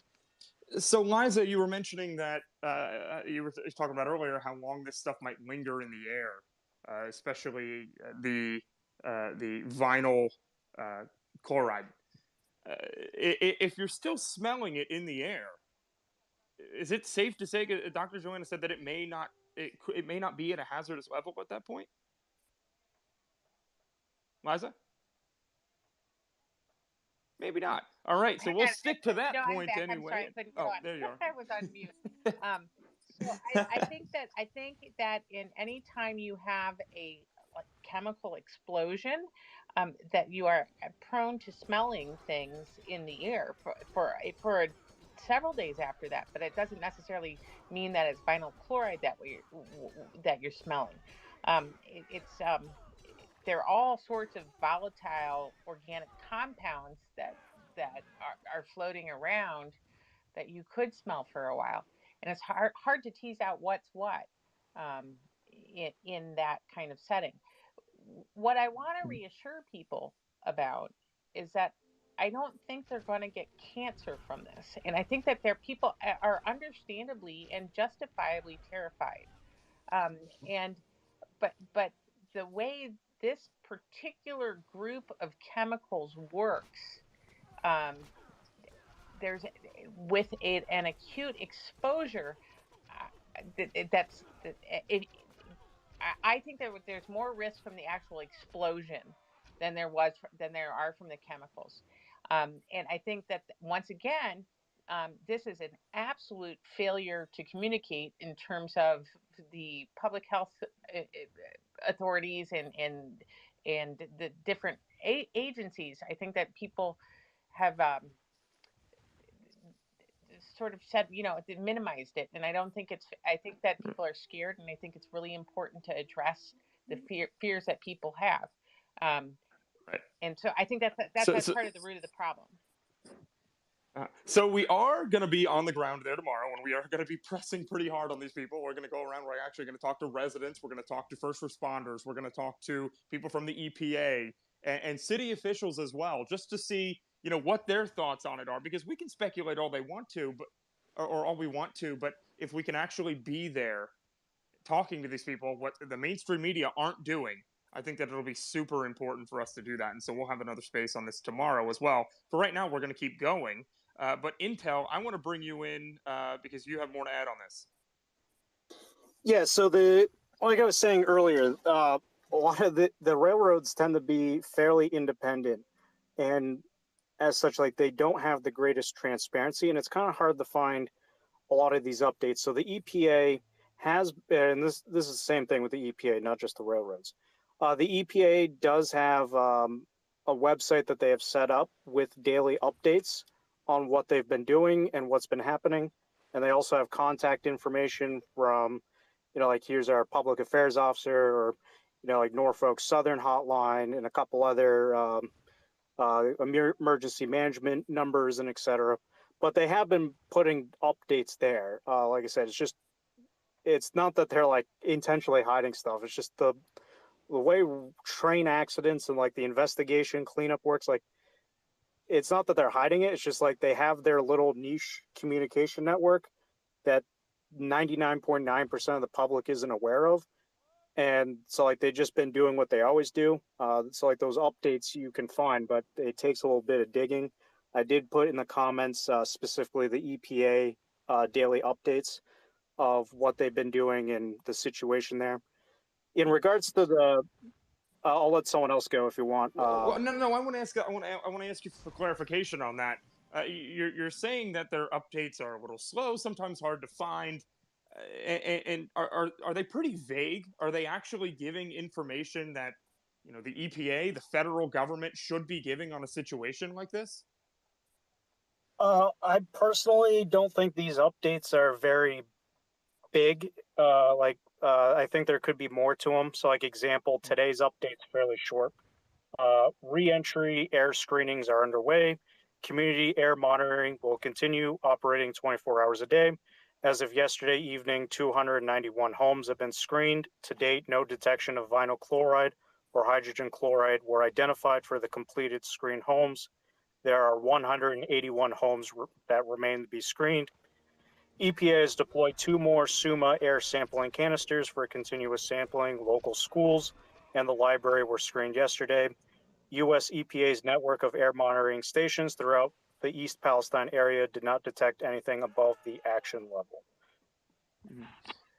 But are they only checking for vinyl chloride, or are they checking for these other acrylates? That's what I'm concerned about. Specifically, what they've put in their updates is they're detecting for vinyl chloride or hydrogen chloride. But with the fire department side of the house, they have their own, and the same thing with like the state hazmat teams under the Department of Public Safety. They have various gas meters and go around testing for all kinds of gases to make sure areas are safe. So the EPA is looking for specific chemicals. The fire departments and the hazmat teams have instrumentation that can search for broader detections of various chemicals and what levels those are at. And I hope that they report on those. I hope that they report on those acrylates, because I think it's really the chronic downstream things that we have to worry about, you know, once we get out of this acute window with the concern for vinyl chloride. Yeah. So all sorts. I want to bring you in here, and then we're going to go to Bricksuit after that, kind of get his synopsis as well. Bricksuit, or I'm sorry, all sorts, jump in. No, yeah, I just wanted to confirm, Lizzo, you brought up an excellent point. Yes, the evacuation was specifically because of the concerns of the explosion, the 1 mile radius. That was mentioned by Governor Dwight, and that's all the reporting we got. The concern was the risk of the explosion and the casualties they had. It was not because of chemical exposure. So I just wanted to provide that's a confirmation, Lizzo, that you are correct. It was the explosion that they were concerned about the most rather than chemical exposure. Thank you. Yeah, that's what I thought. Bricksuit. Hey, I just want to talk. You know, a lot of great info in here. I know a few of the topics I could speak about, but what I really want to talk about is the incidence of these type of derailments. And 99.9, and we can go a few more nines, repeating % of Americans never ever interact with train derailments in their normal daily life. They have no reason to know about it, except when a story is major and breaks in the news. And I think that right now, people are really hypersensitized to these derailments, to the point where there was one in South Carolina and one in Texas today, and people are going, what's going on with all these derailments? It's crazy, 2 in 1 day. And, actually, that's below average. The average derailment that you have in the U.S. is about 2.7, 2.9 over the last 4 years. And, that's from the Federal Railway Administration figures. That's per day. Yeah, that's Jesus. per day. And that's only, and that covers only derailments in which over $10,700 worth of damage is done, and the derailment is not caused by an explosion, a collision between 2 trains, or by an impact at a grade crossing where the train tracks cross a road. So if a train is going across one of those crossings and there's a semi stuck and that causes a derailment, that's not in these derailment stats. That's not what happened here. The derailment of this train was obviously a mechanical failure, and that would be one of those. For instance, last year there were 1,044 such derailments of that type within the United States. So that's an average of, like I said, 2.7 per day. So they're much more common than people think. And what's going to happen starting today and going forward for the next couple of days is every single derailment is going to have people raising the conspiracy flag. And I just don't see any link between this derailment as something to take pressure off the balloons or vice versa, the balloons to take pressure off of this. What's happening is our great biological computers that we have in our skull, boy, they've got an evolutionary mandate to form patterns, to associate happenings with outcomes. And so when we see 2 things happening together, we naturally think that they can be interrelated in some way. That's not what's happening here. These are 2 discrete events that are taking place. In this case, I don't see any correlation between them. One's not covering for the other. It's much, much more plausible to use Occam's razor and say that the rail accident was caused by basically a confluence of many factors, but all related to railway companies over the last 20 years inexorably driving to raise profits by reducing maintenance costs and right-of-way costs and lowering crew requirements. So before anybody else jumps in here, I got to go to Matthias with Breaking 4 News there to give us an update on that shooting up there in Michigan. Yeah, so what we're hearing right now, just to remind people, of what we're dealing with. Approximately an hour and a half ago, we received reports from Michigan State University Police that they were responding to an active shooter situation on campus. We can confirm that there are multiple victims. There are unconfirmed reports of fatalities. But what's interesting here is we have access to the initial scanner reporting where we can hear exactly what transpired in the early moments of the shooting. So I'm going to play that for you right now. MSU units, I got a shot fired complaint at Berkey 509 East Circle. 509 East Circle, multiple callers calling it in right now. 636-653 units declared to respond. 653 now. County units, be advised, MSU is responding to a shots fired in the hallway of Berkey Hall. Need units prior. County units for shooting is going to be in Berkey Hall at MSU 509 East Circle Drive. I need units clear. Info for command. There's going to be a shooting victim. I'm trying to get further. I have a victim who's with the victim online on the phone. 5-6, do they need the units out there as well? 55-40, Charlie, from the basketball game. I can't get further right now. They do have the door barricaded. There's someone in room 135 shot as well. Room 114 and room 135, we have lots of medics en route. Just be advised, they're advising that there's multiple victims in room 114. They're advising that the shooter's in the hallway. Still trying to get a description. Lansing North on units on an active shooting at Berkey Hall and MSU 509 East Circle Drive, 509 East Circle Drive. We got multiple victims at this time. Can we be clear on this? I don't have anyone I'm seeing yet. All I have so far is that there's a shooter in the hallway, multiple people shot in dorm room or in classroom 114, and there's people from room 135 who are jumping out of a window currently. Advising that there's one subject who's not breathing, who's shot in the head. We're trying to get further. All right, so clearly a very serious situation unfolding on the scene of Michigan State University. Two of the main points that we can get from that scanner information is that they early on declared this as an active shooter situation with multiple victims found in multiple locations, and students actually had to jump out the windows at certain points to avoid the suspect. So we will bring you the latest as we get it. Am I correct in hearing that there was a basketball game going on at the time? The second scene that was reported to be a shooting was at a basketball court. That has since been declared as not a shooting scene. There was initial reports of a second shooting scene at a basketball court with victims. That has been cleared and is no longer considered a threat. Yeah. So what we're gonna do here, Ian? Sorry, were you trying to say something? I just think thank you. Yeah. Oh, okay, awesome. So what we're gonna do here, because what we're doing is we're taking the round table show here on the road tomorrow. We're actually going to East Palestine, and we're gonna do a live report there. Like I said, we're gonna talk to people on the ground and get their feedback on what they saw. You know, residents there, are they worried? Have they been feeling sick?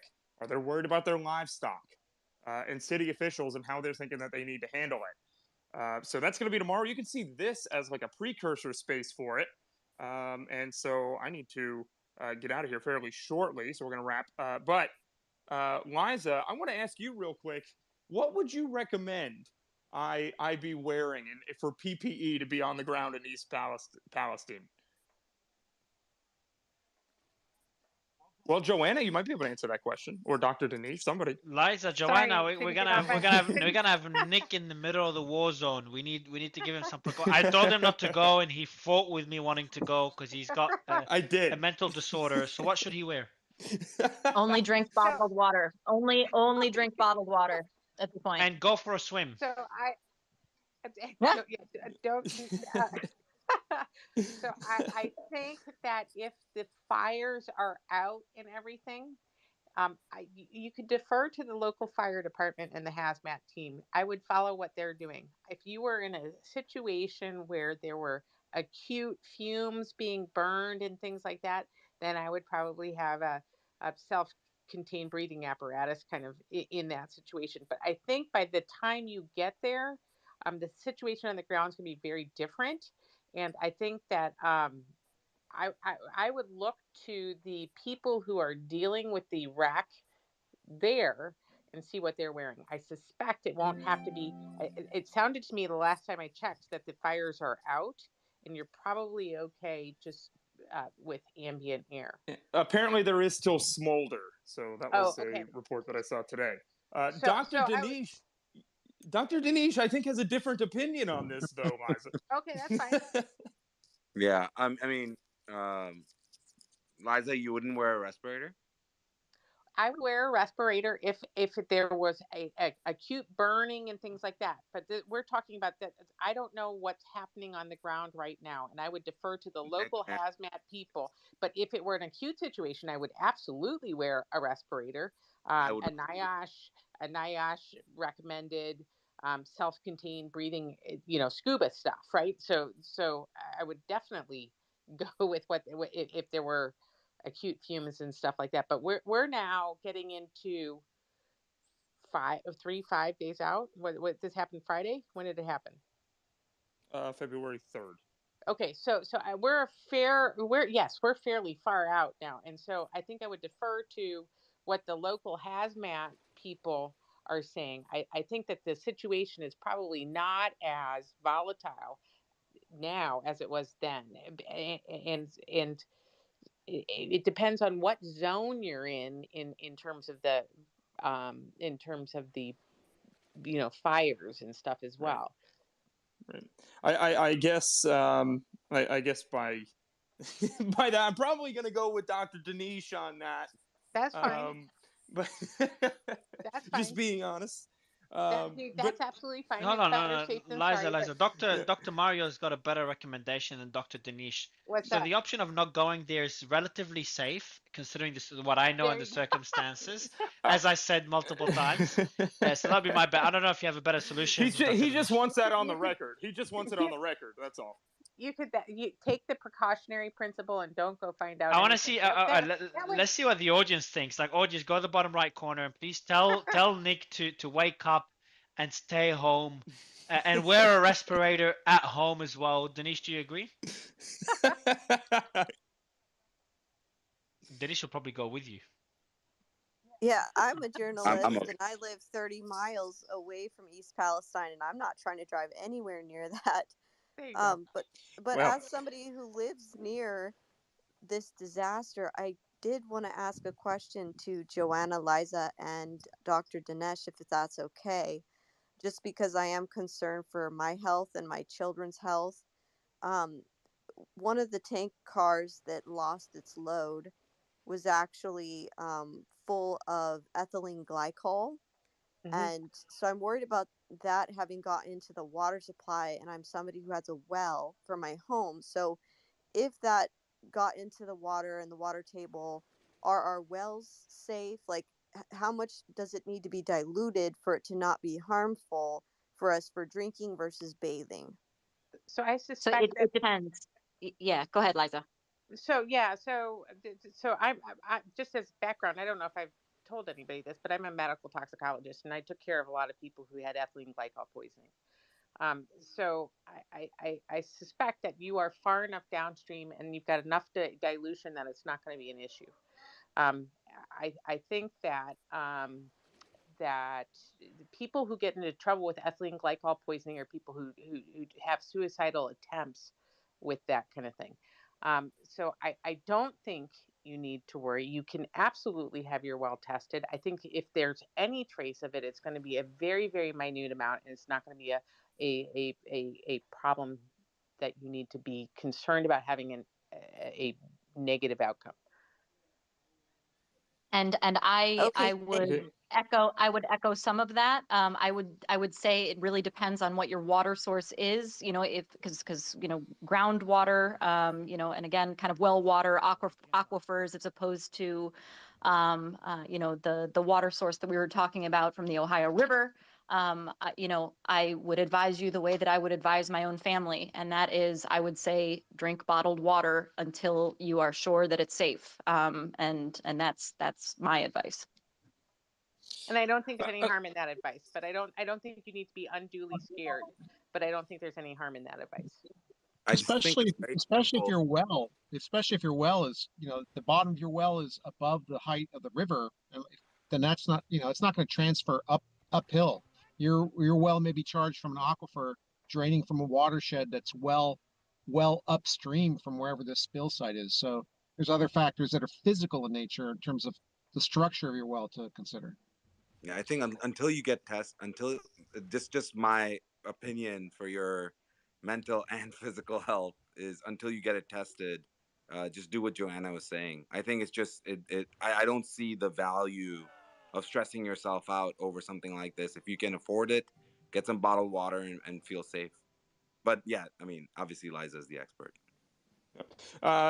Kristen, you are an industrial hygienist, a hazmat expert, and I thought you would be perfect to bring up on stage for this while we kind of wrap and I go into the danger zone, I guess. Give us your opinion on that. What kind of PPE would you recommend? And do you think that this is still a volatile situation where if you were a resident, would you be worried? Hi. Well, first off, I just want to first off explain to everyone. I've been screaming to get on here. I've been asking for a space all day.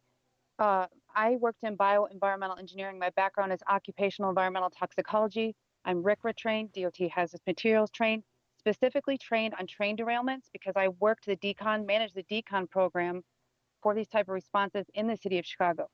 This is literally my wheelhouse, and it's a little infuriating hearing people not understanding the severity of this. I understand we have MDs on here and toxicologists, but I'm the one that goes out there and samples this upwind, downwind, air, soil, water. This is bad. And what people are not understanding is the synergistic and systemic exposure. When you look at the load and the manifest of these trains, you are dealing with the same target organs. And although vinyl chloride can dissipate after 3 to 4 days, that's in certain weather conditions. We have a storm system coming through right now with moisture. And when it starts to break down, it's not just you have to worry about phosgene. Formaldehyde is what it can turn into. So you can't just look at one chemical. You have to look at a myriad of chemicals here. And I am really frustrated with the EPA because I worked for the federal government for 12 years, 9 in the military. The EPA is trash and needs to be privatized. I heard somebody say that, the messaging is private. No. They hire their own firms. They get IHs and EHS professionals who have no morals to do this testing. What sampling media are they using? They can say they're sampling, but are they using different sampling things that deal with different polymers? I don't want to get too technical, but again, I'm the one that goes and does the sampling, so I know how corrupt the government is. I'm not trying to sit here and freak people out, but what I want you to understand, no one is able to say this is safe for people to go back, especially for pregnant women. This is mutagenic. This is highly hazardous to pregnant women. Fetal protection is also part of my job. So if you're going to go there on the ground, find a fire department that has something called a HAB site. They have this little wand, and it can basically detect anything in the air, and they should have a set cordon. But at a minimum, you need an organic vapor gas cartridge. You need HEPA, OV, and P100. So you need like a black, green, and pink filter on a full-face respirator because this has an eye hazard, respiratory hazard. And the thing is we're talking about acute exposure, where the problem is that these types of hazards with the same synergistic target organ exposure, 15 minutes at 5 parts per million can completely harm you. It can kill you. So this is bad. And I'm not trying to bash the doctors here. I respect you all. But this is more the profession of occupational health doctors that I work with, because we actually study these chemicals every single day when there are overexposures in the workplace. So these types of things are usually presented to the average layperson. So this is a huge cluster. You know what I'm trying to say. So please don't take this as I'm bashing other doctors. I love what they said. They have points. And yes, it's not, oh, this is bad. It has a dissipation rates, half-lives. But this is an IDLH. This is immediately dangerous to life. And yes, it happened a long time ago, but the exposures are there. And you may not always have an immediate effect. It can be a latent effect, and it can cause massive buildup of mucus in your lungs. And this can cause people to basically dry drown. So you may not see these things right away. But it's kind of like when COVID went around, everyone's like, oh, I have a cough, and everyone thinks that they're sick. So don't do that. But this is a time maybe where people have allergies and different things. But this weather pattern coming is what has me concerned. And I know this is the end, but please, if you're dealing with anything with PPE, hazardous materials, environmental, please bring me on, because I worked for the government for so long and I know how dirty they are.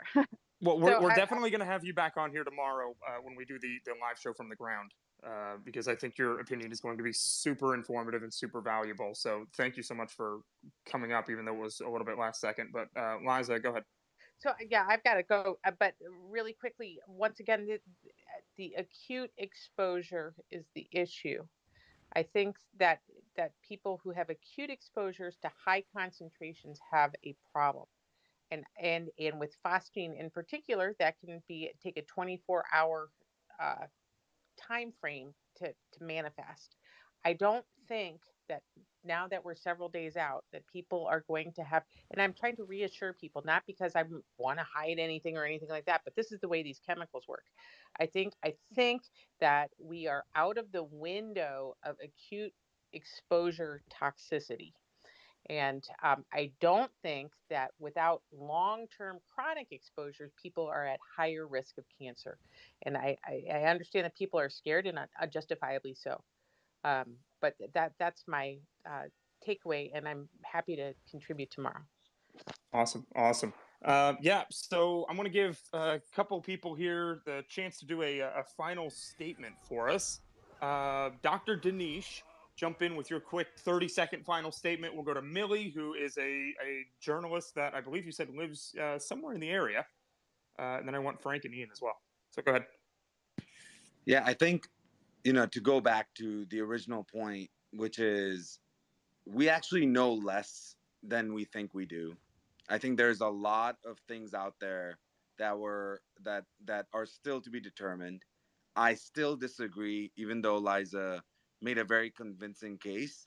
When it comes down to it, we take caution in so many things, but for some reason, we felt very comfortable with people going back so quickly.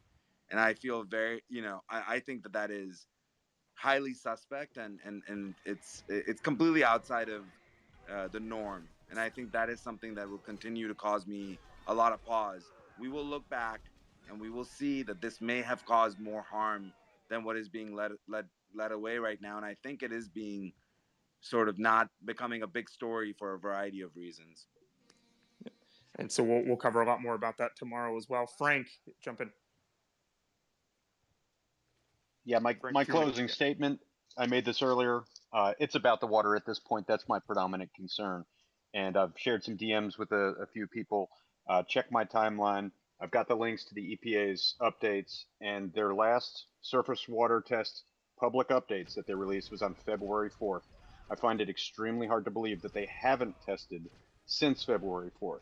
So why are we slow rolling results? Okay, and if you're in the area, I 100% agree with all the other speakers. Drink bottled water. I don't know about showering, but I'd really like to see water results, especially because of the creek contamination that we know happened, because 15 miles away, we were testing positive for butyl acrylate. So please focus on the water, put pressure on the EPA. Let's get the water quality reports published. 9 days is far too long, especially since the controlled demolition was not 9 days ago. It was like 6 days ago. Why haven't we seen water results since then? That's it. Thank you. Good night. Let me ask you very quickly, Frank. Yeah. Can individuals take their own sort of water samples and get any valuable data out of that? Yes, you 100% can. In fact, Norfolk Southern and some local water utilities are providing free water tests, so you can test your water free. My comments was about the surface water pollution. That's a big concern. So whatever's on the surface and what's made its way down the creeks and estuaries and so forth has a high probability of winding up in the ground. Unfortunately, there's a large time delay between surface contamination and groundwater table contamination. So testing water tables is something that should happen immediately at every residence. People should be testing their water in that area, and that's going to be prolonged. Again, on my timeline, I've got links as to the protocols for some of the spilled chemicals, testing duration, frequency, etc. I've listed there for people to reference. But the EPA, 9 days, slow rolling surface water contamination, which is easy to test. I just don't see a good reason as to why they would not be publishing that. They were really quick to release it within 3 days of the original derailment, and now we've got 9 days since that and haven't seen anything. Right. Thank you, Frank. Millie, I know you said you live in the area, and I know you're a journalist, so let's get your final thoughts for 30 seconds. Yeah, so I just want to say also I appreciate everyone taking the time to investigate and get to the bottom of this because, just as somebody who's personally affected by this, and I'm definitely having a bit of anxiety and worry about my health and my family's health and my neighbors. So I'm definitely going to be doing the water test as well on my well, and I will be posting that just to kind of give everybody an idea. But Nick, when you come out this way, maybe you could help go to different houses miles out and find out, like, hey, can I get a water sample? We're going to go test it. And you could actually put some data together that would be really interesting to look at to see if you can actually see this chemical dilution or where people are being affected. But yeah, I just want to say thank you to everyone that's spending their time doing this because it's really helpful, and especially the doctors as well. So thank you. Yeah, thank you, Millie. Ian, are you still around? Yeah, I am. My final thoughts is that it's less to do with the derailment, and I think this speaks to a more systemic problem that we're seeing in America right now, which is the complete breakdown of the infrastructure. Right? It's they're cutting costs. The Biden administration's not really doing much to fix the situation. I mean, just infrastructure in general. I mean, their priorities are all out of whack. If you look at what Pete Buttigieg said earlier today, he didn't even address it until he was pressured to do so and put out a tweet, right? But during the press conference, his big talk, his big speech about trains was that there's too many white people working on them. And this speaks volumes as to why we're seeing this systemic breakdown of everything happening right now. It's the priorities all completely out of whack, and until the Biden administration or the next one gets its act together, we're going to see more and more disasters like this unfold. Ian, did anybody point out that he's actually white too? I mean, he's at the top of the pyramid. Oh, but there. he's gay, so that means he's not really white. Yeah. Oh my god! All right, I'm not going to comment on that. But I just want to remind everybody: follow Mario, follow Ian, follow me. We're gonna be giving updates here as time goes on. As we get to the area, we're bringing a lot of equipment, so we're gonna have a lot of footage. We're gonna have drone footage. We're gonna have footage of the town, and I'm gonna interview people that are on the ground as well. And so we should have some really interesting conversations with them. We'll have some interesting content, and I'm really excited to be able to do this show from there tomorrow. Kristen, I'm going to be DMing you because I need you to tell me exactly what to get here. So Mario, I'll let you finish up here. Yeah, not much, man. I think it's a great space, and we'll keep you all updated if there's more developments tomorrow. If not, we'll be tweeting it. Rose Alerts and Breaking 4 News have been doing a great job covering the story, among other panelists, as they've covered all stories. So check out their pages as well. Yeah, great space. Really appreciate it. Nick, you've done a lot of the work for this one. Thanks a lot for the panel, and good to see Eliza, Joanna, and Dr. Danish, or Dr. Dunn, and Dr. Aiken on stage together. It's been a while since the COVID spaces. Love you all. Thank you so much, and see you on the next one. Bye, everyone.